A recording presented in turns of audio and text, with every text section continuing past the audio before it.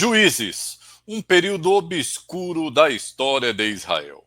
A nação experimentou uma época de contínuo caos, desunião política, guerras internas, invasões de outras nações e depravação moral e espiritual. Os israelitas quebraram a sua aliança com Deus repetidamente. Perderam o selo da identidade de povo de Deus e sofreram castigo. Contudo, Deus sempre levantava um libertador quando eles clamavam por alívio, quando eles suplicavam por refrigério. É isso mesmo. Quer saber um pouco mais? Fica comigo até o final desse vídeo. Espero que possamos aprender junto. Então, já se inscreva no canal. No vídeo de hoje, vamos continuar a nossa viagem no tempo e na história que envolve a fé judaico-cristã. Que bom estarmos juntos novamente. Você sabia que o livro de Juízes encontra-se no rol dos livros históricos e que a Era dos Juízes foi um período no qual os israelitas, como povo da aliança, estavam frequentemente precisando dos livramentos divinos. Nos vídeos do Pentateuco, vimos que os israelitas haviam experimentado a libertação da escravidão egípcia. Já, sob a liderança de Josué, vimos a conquista parcial da terra de Canaã.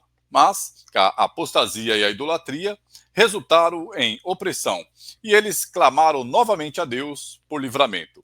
E é então que o Senhor, mais uma vez, manifesta o seu poder por meio de juízes que responderam ao seu chamado para guiar os israelitas nas campanhas militares e dispersar as nações opressoras. Bom, nós estamos no Conexão Bíblia. Se você estiver gostando, não esqueça, deixe o seu like.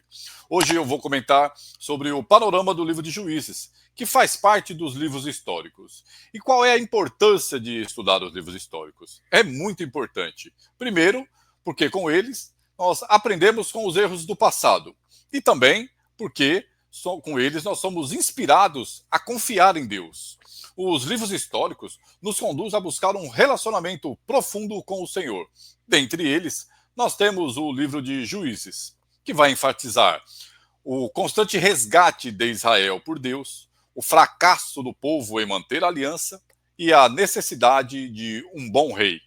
O livro possui, como estrutura geral, 21 capítulos, onde podemos definir como um tema importante a atuação dos principais juízes.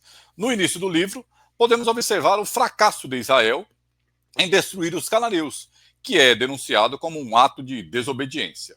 No capítulo 3, nós temos o primeiro juiz, que é Otiniel, que surge num contexto onde Israel abandona Deus e acaba provocando a ira divina e a sujeição do povo aos arameus. Mas Deus dá sabedoria a Otiniel para liderar a terra que recebe paz. Na continuidade, observa-se que os filhos de Israel tornaram a fazer o que parecia mal aos olhos do Senhor, e por isso ficaram sujeitos a um rei moabita. Mais uma vez, agora por meio de Eude, Deus prepara o caminho para uma vitória israelita. Quando chegamos nos capítulos 4 e 5, encontramos a atuação de Débora e Baraque, os quais vão liderar a vitória. Agora sobre os cananeus. Nos capítulos 6 ao 10, novamente você vê a narrativa se repetindo. Os filhos de Israel tornaram a fazer o que parecia mal aos olhos do Senhor e sofrem nova opressão por meio dos midianitas. Dessa vez, Deus usa Gideão, que começa bem, com vitória sobre Midian no capítulo 7. Mas, no capítulo 8, ele persegue os que mataram seus irmãos por uma vingança pessoal.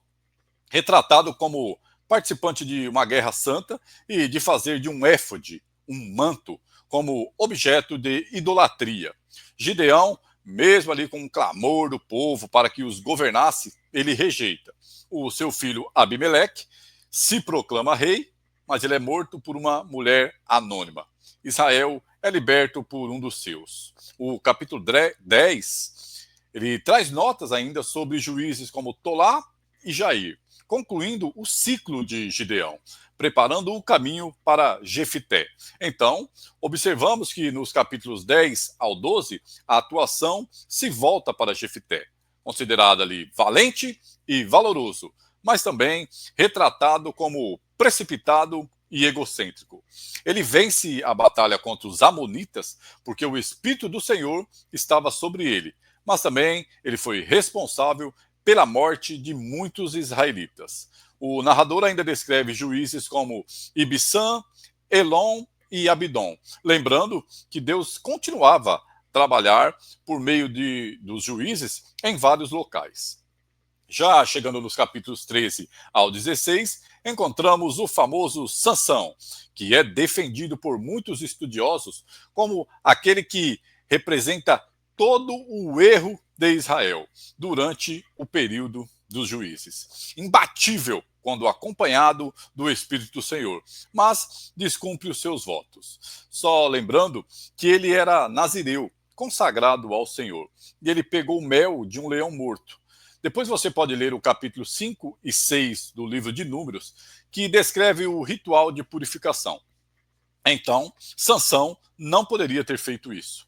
Além disso, ele se casou com uma estrangeira, você pode ler Juízes capítulo 14, namorou com uma prostituta, pode ler Juízes capítulo 16, o que aponta, inclusive, para a própria história de prostituição de Israel com os Baalins e com imagens de Astarote. Todavia, o Espírito de Deus continuava sobre Sansão, que derrota parte dos filisteus, momento em que ele também morre.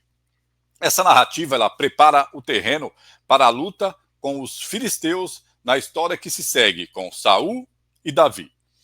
Nos capítulos 17 ao 21, a conclusão é cuidadosamente elaborada em torno da frase: naqueles dias não havia rei em Israel, cada um fazia o que parecia bem aos seus olhos. Com essas palavras, vemos a perspectiva por meio da qual toda a história foi contada. Israel está em desordem, não há uma liderança central e nenhum santuário central, como havia sido ordenado em Deuteronômio, culminando num sincretismo, condições estáveis e fracasso da adoração em Israel, indicando que Israel precisa de um rei, mas de um rei indicado por Deus.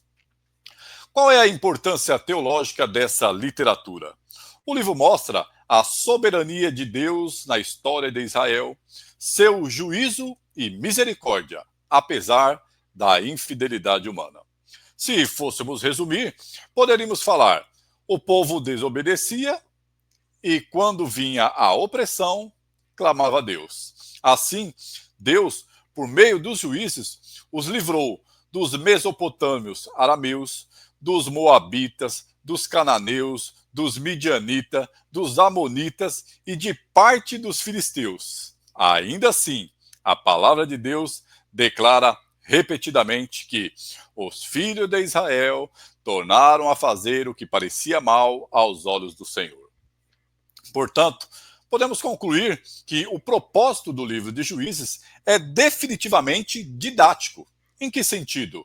No sentido de ensinar. Ensinar a retribuição divina sobre um povo pecador.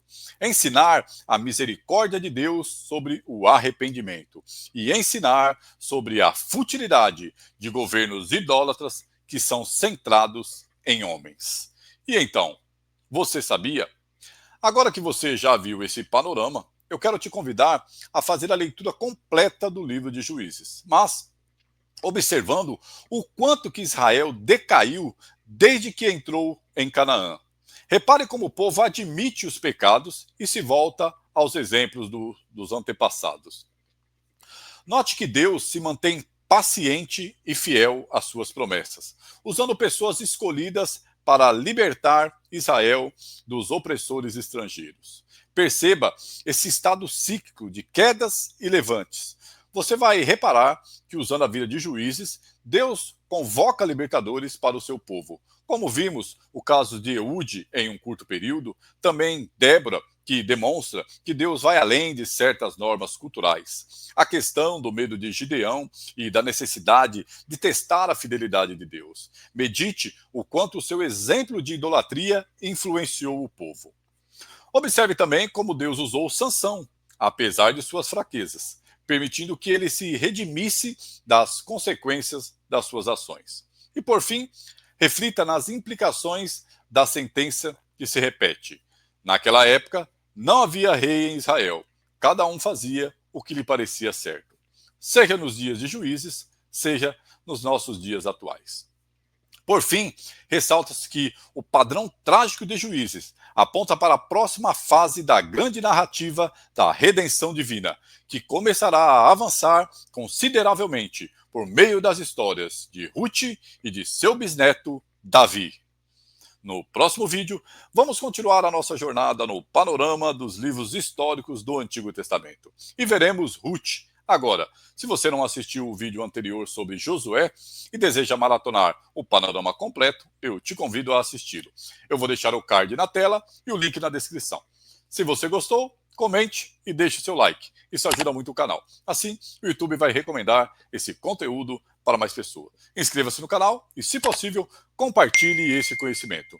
E ative o sino das notificações para ser avisado toda vez que tiver vídeo novo no canal.